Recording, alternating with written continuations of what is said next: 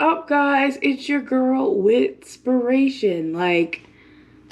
I am finally back with another video because it took me so long. I had a lot of stuff going on. As you can see from the title, I really had some stuff going on. So I've been not so much busy, but just like life has taken me in certain places, which made me not be able to focus on making videos and talking to you guys.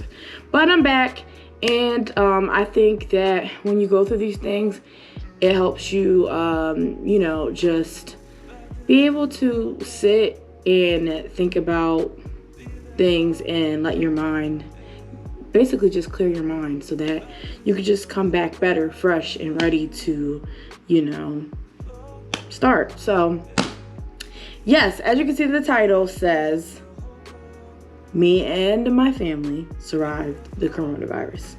So yeah, that's what I'm going to talk about to you guys today. As you know, this has been a story for like almost 3 months now. Pretty much been in quarantine, and so you guys know all about the coronavirus. I'm pretty sure you guys know how it works, and got some information about what it does.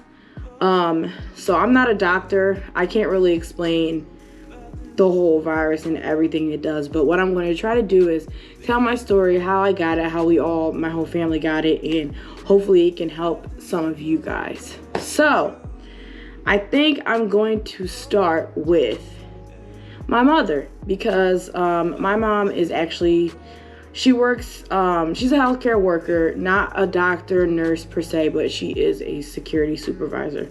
So she has to go to the hospital every day. They need security still. Like, you don't know what things may happen even through the pandemic. That security needs to be there for it to secure the lives of the workers there and the patients who are sick and all of that. And there's also other patients with mental issues and stuff that reside in the hospital for a little bit that my mom has to sometimes restrain and stuff. So she's still essential. Unfortunately, sometimes the security guards and stuff of the hospitals, they do get overlooked. But she's still considered as an essential worker. She's still on the front lines. So she has to go to the hospital every day for her work week. But my mom was very cautious of, you know, coming home. Like, she would come home. I love my mom. So when I come home, like, mom. I'm like 25 and like I still do that. But my mom's like, listen, I can't talk to you. Let me just go take a shower, take all my clothes off, because obviously I've been around the hospital and the germs and possibly the virus, so I have to go take a shower. So my mom would always take a shower, wash her clothes every day, and then come see us. And we always were washing our hands. We were social distancing. We were staying in home. We were doing everything we're supposed to. But when you are a healthcare worker and you live with the healthcare workers and the people that work in the hospital, it's kind of hard. It's really inevitable. It's really inevitable sometimes if you do get it, because that's just their risk. They are risking their lives to go to work and to help other people. So, yeah. So that was my mom. I also want to talk about my aunt, because like I said, the title said my whole family got it. So all of us got it. My aunt, who lives in the same development as me, and my aunt, my cousins, and my grandfather lives there. We live in the same development, so we can walk to each other's houses. She's also a healthcare worker. So she did the same thing. She took off her clothes inside the garage, came back home, came in the house, didn't speak to anybody, washed her clothes, washed her hands, social distance, quarantine, everything. She did the same thing. So those are two homes, my home and my aunt's and grandpa's home, who have healthcare workers in them. So the first person that experienced symptoms was my mom. I remember, and this has to be, it's now May, and we're like almost out of May too. So this happened at the end of April or like April 20th, around that time, when my mom started feeling sick. And at first she just started feeling like she had a stomach ache. You know, she just felt slow and just tired all the time.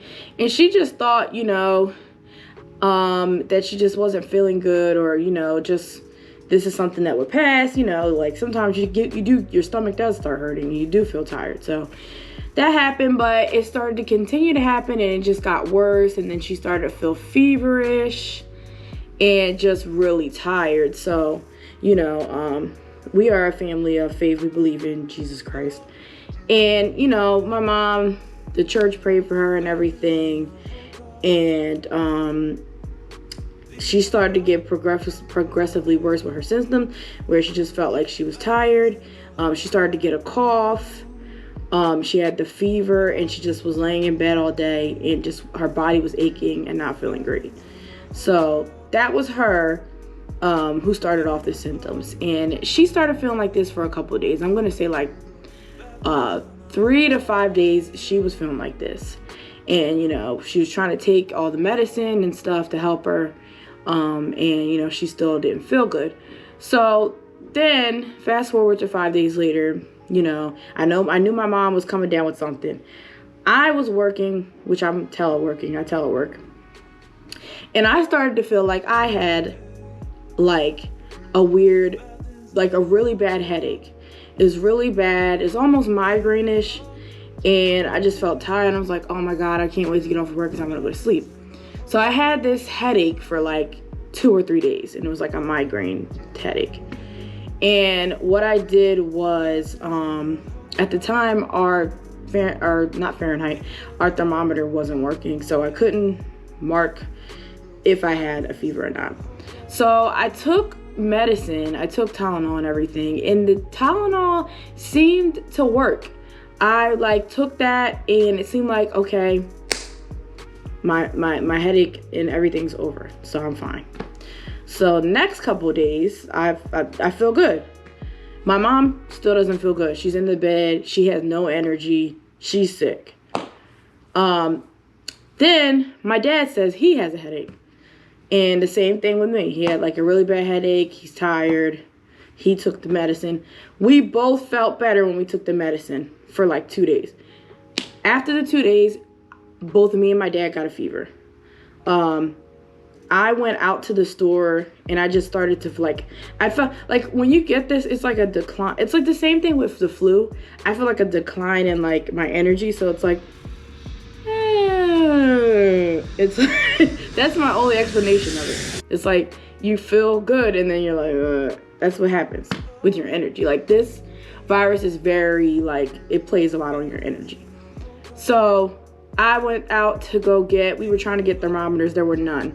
Like the hoarders and the people were just out getting everything. There's no thermometers. Couldn't find a thermometer.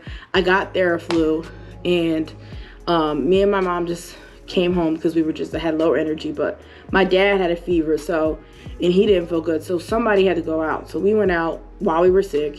And then when I came back home, I tried to eat a meatball sub. I ate some of it, but my appetite started going away. So, flash forward, after I ate, I started burning up. Well, actually, no. I was shivering. I put like my shirt on and like sweatpants and furry socks. I was shivering, and like I was like this. My teeth were chattering a little bit, and my dad had said his was chattering earlier that day too. So I just took Theraflu every day. I just kept taking that, and I just laid down every day. And later that night, that's when I started to get extremely hot. I got hot to the point where my pillow was soaked. And I've never had a fever like that before. I really don't get sick. So this is really a lot for me. So my pillow was soaked. I went in the shower. I took a cold shower, even though they said that you're not supposed to do that, but I didn't know. Took a cold shower, I drank cold water. I turned the heat was on because it wasn't that warm. It wasn't warm outside, but I turned the heat completely off. I put up my windows, and I prayed because, you know, like I said, I believe in God, and I believe that he can heal us if it's his will. So I prayed and I just laid down. I took my medicine and I was just like, God, can you please bring down my temperature, please? Because I feel like I'm on freaking fire. So, that night, my thank you, Jesus, my fever did go down. And from that point, my fever left. And, I didn't have a fever anymore after that. But the things that happened after were weird. I know that like there's been studies that say that with the coronavirus you can get like blood clots and stuff. I just remember my legs feeling like in certain spots, you know how when you get a bruise and you press on it and it hurts? That's in certain spots on my leg, that's what happened. And I had never hit anything, I never got hurt for my legs to do that. So I was getting really concerned. Then sometimes I would feel my leg near, like kind of near my knee-ish part, leg-ish area, I don't know how to explain it, would start pulsating like this. And I just started getting scared. So like I said, I'm a woman of faith, so I kept taking my medicine. I'm doing the scientific things too, and doing what the doctor told me to do. But I also prayed over my legs, and my mom said she was feeling the exact same thing with her legs, so I prayed over her. And, you know, we ended up not feeling that anymore, thank God. So after that, later on, I started to feel better, but it's just weird, like with recovering from the virus, because it's an up and down type of thing. Like one day you'll feel good and you're like, okay, I'm getting better. And then the other day you'll feel bad again and you'll feel low energy. So that's what it was for the rest of the 2 weeks. Because I'm going to say it took 5 days for me to get over fever and all of that. But it took like 2 whole weeks to get over the whole entire virus and to feel 100% completely well. So after the fever, after all of that, it was on and off, up and down in energy, up and down and feeling good. This one thing that kept coming back was that headache that made me concerned, because it can quickly turn into a fever. So that came a lot. What else? What am I thinking about? Oh, so my appetite, that's the other thing. So I didn't have appetite for like the 2 weeks. So I did lose weight, whatever. And not only did I have appetite, I could not taste or smell. I remember feeling a little bit better because it had been like a week since I got it. And I went to Chick-fil-A. I was like, I really want Chick-fil-A. Because like I was hungry, but then when you eat the food, you're not hungry, if that makes sense. So I went to go eat Chick-fil-A. I kind of ate a little bit of it, but Chick-fil-A did not taste how Chick-fil-A usually tastes. It didn't taste good. Everything tasted like overly sweet, and then some things I couldn't taste, and it was just really weird. Like some things I could taste, but I only could taste like sugar or salt, and then some things I couldn't taste at all. And my family, my mom and my dad, they felt the same thing. So basically that's what happened. And then later on, like 2 weeks later, I finally was able to get my appetite back, and I finally felt better. My parents, on the other hand, like everybody's different with this virus. So I'm going to explain rapidly I'm going to explain the symptoms that each of us had. So my symptoms was basically like a regular flu. I had the fever. I had minor coughing. I had body aches, and I just had low energy, and that lasted me for 5 days, but then on and off for 2 weeks. Then my parents had the same things as me. Like they lost their appetite, they lost their taste, their smell, fever, low energy, bad body aches, everything. But they did get some of the respiratory things that have been happening with COVID cases, where some people were saying like they felt like they couldn't breathe. I did not get this, thank God. I didn't really get a cough or anything like that. But my parents, they got a really bad cough that stayed with them for a long time. And when they were walking, because they tried to go, because my mom actually got tested first. And the day she got tested, they went to go to the store.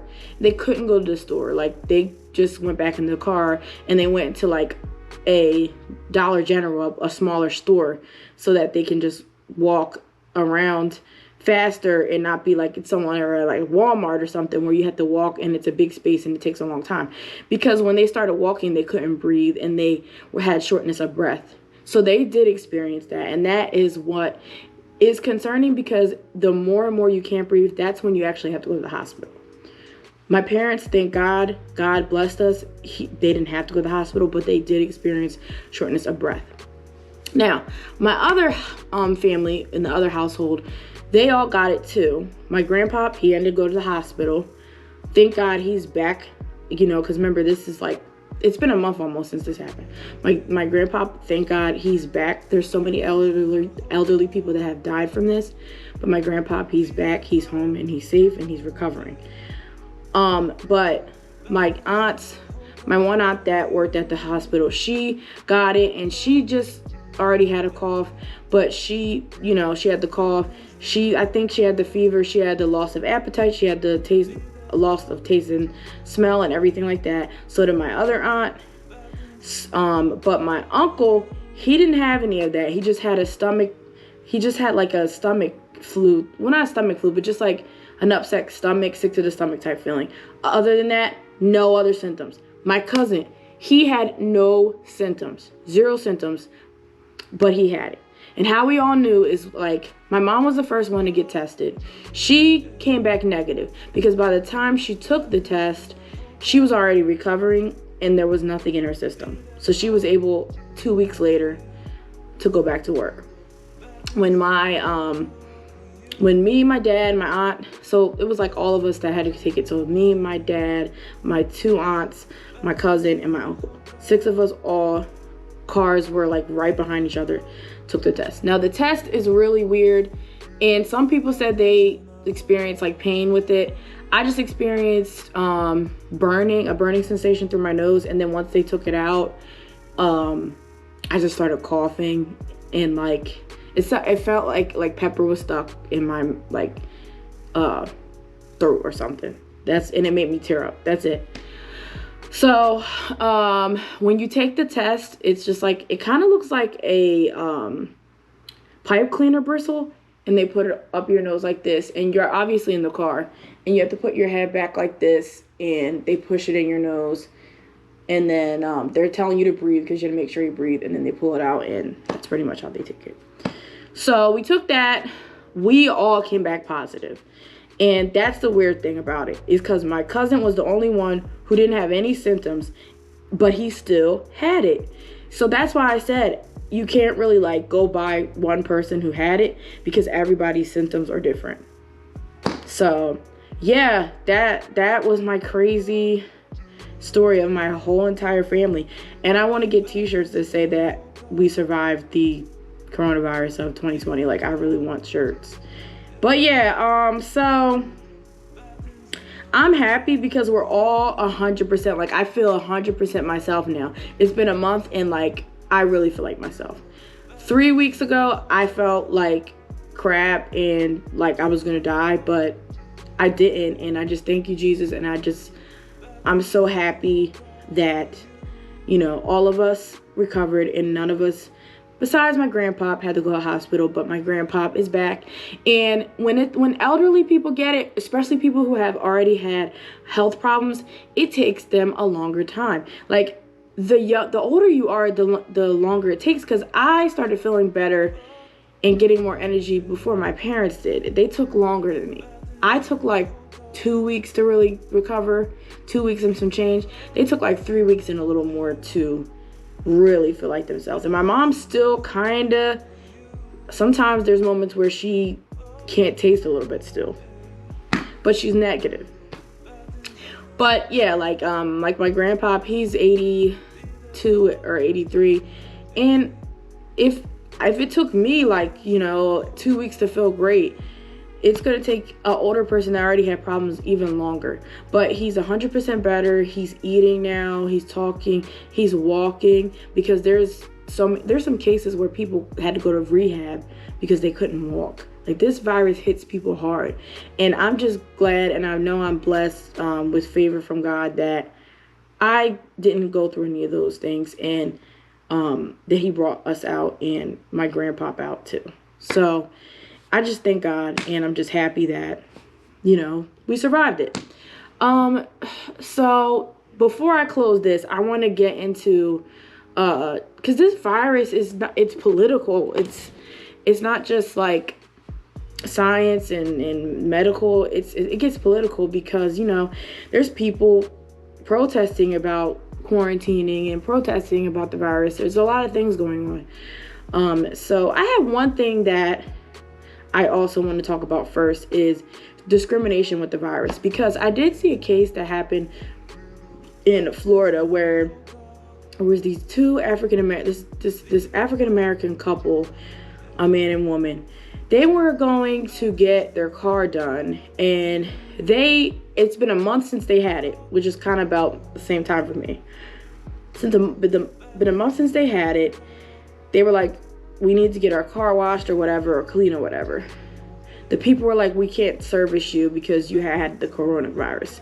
They were one of the first people who had it in like somewhere in Florida in their town. So I guess they made it on the news. So I guess they were a target. People like knew who they were. But no one would service them, and no one, like the manager's like, oh, I'm not letting my men go inside and do that because you guys had it. And like, people need to start educating themselves about the virus, because the virus, I think it says it lives for 72 hours on a surface. So like, just add it up and add up the fact that they haven't had it for a month. It was a month ago. If it was on the surface, it's not there anymore because they don't have it. Like, and the other thing is you don't know, you're still risking your life for cleaning anyone's car. You don't know what germs they have. You don't know if they had it. So you shouldn't discriminate against people, especially when they've been tested negative, and also it's been like a month or more that they had it. So, people are in, that's the other thing I want to say is just like, even me and my family, we have some family members and friends who like, they don't like, they if they want to drop something off, they'll drop it off the door, which you're supposed to do. But it's just like, now that it's been a month, they're still hesitant, to be near us and even be near us with a mask. And it makes you feel discriminated against a little bit. I don't want to, sound extra, but it just makes you feel like, I don't know, like, I can't think of the word, because I want to say it makes you feel like the plague, but I guess this is a plague. But it just doesn't make you feel right. And it's just not a good way to be treated. So I just feel like, yes, stay cautious, but treat people with respect and be kind to people, even if they do have it, because you wouldn't want to be treated that way. And last, before I close, I want to say this. So I'm going to say my views on reopening early, and then I'm going to say my advice to people who have it, who think they have it, and if you get it or whatever. So first, I'm going to say my views on reopening. So being a person that just went through this virus, I don't want to wish it on anybody because it was a lot, but I really do not think we should reopen early. Like,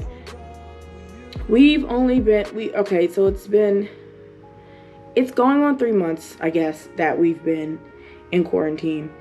But all the other countries, they were in quarantine for a very long time. And a lot of them followed the rules.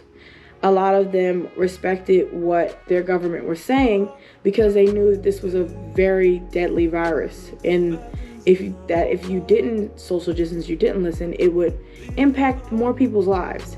So I just do not agree with reopening early.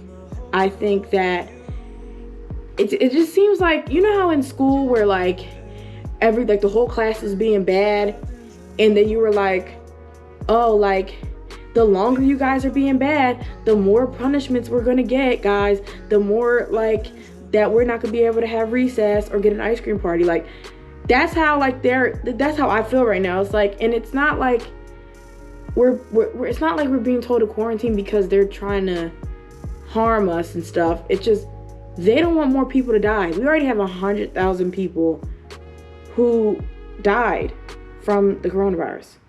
So it's just like, this is my theory. Like, if we stay social distancing and quarantine for like a long time and really listen, the earlier we'll be able to go out and do stuff. the more you guys try to open early, go have block parties with all y'all coming together and being in the pool and all that, exchanging like fluids and stuff, the more you guys do that, the less time we're gonna get to spend outside or to do anything. Like, the more we listen, the sooner we'll be able to come back. The sooner we'll be able to go outside. The sooner maybe we'll be able to swim in swimming pools, or more of us will be able to go on the beach, or restaurants will be able to open if we listen. But the more we don't, the longer it's going to take. Like, I know you guys don't want to be in quarantine for a whole year, but that's where it's headed if we don't listen. So that's my opinion. And then lastly, my advice to people who have it, who think they have it, and if you get it. So if you think you have it, just research and see about the symptoms, because sometimes you could be paranoid and you could just be having like sinus problems or allergies, or there's still the regular flus out, the regular cold, like you can be having a regular cold. Like, so just think about those options first. And if you do get it, don't panic. Majority, like people, like I know how the news makes things seem, but a lot of people are recovering from this. So if you do get it, treat yourself, you know, call the doctor, have them prescribe you the medicine, do everything you can to make yourself well, and don't panic, because a lot of us have been through this and a lot of us have recovered. So don't panic, pray and recover. So yeah, that is pretty much the end of this video. Guys, I just wanted to share with you my experience and just show you that we can get through this. Even if you get it, you can get through this. We are all strong. By the end of 2020, or whenever we're able to come back to regular society, a lot of us are going to be changed. This is going to make people, unfortunately, this brings people together, because people are together who have never been together before. You know, those people that work corporate jobs and never get to see their family and friends, they are now together, and it's making you see what's important, and it's making you see that material things and extravagant things aren't important, and your family and your well-being is important. So we're gonna learn from this. We're gonna get better. We're gonna get stronger from this, guys. So that's the end of this video. I want you to remember to like and subscribe, so you guys can see my videos that I post every week or 2 weeks, whenever I decide. And remember to follow me on Twitter at Whitspiration and on Instagram at Whitspiration. And I hope you guys are safe. You are quarantining, social distancing, and making sure everyone's good and safe. And I will be back with another video. Thanks, guys. Bye.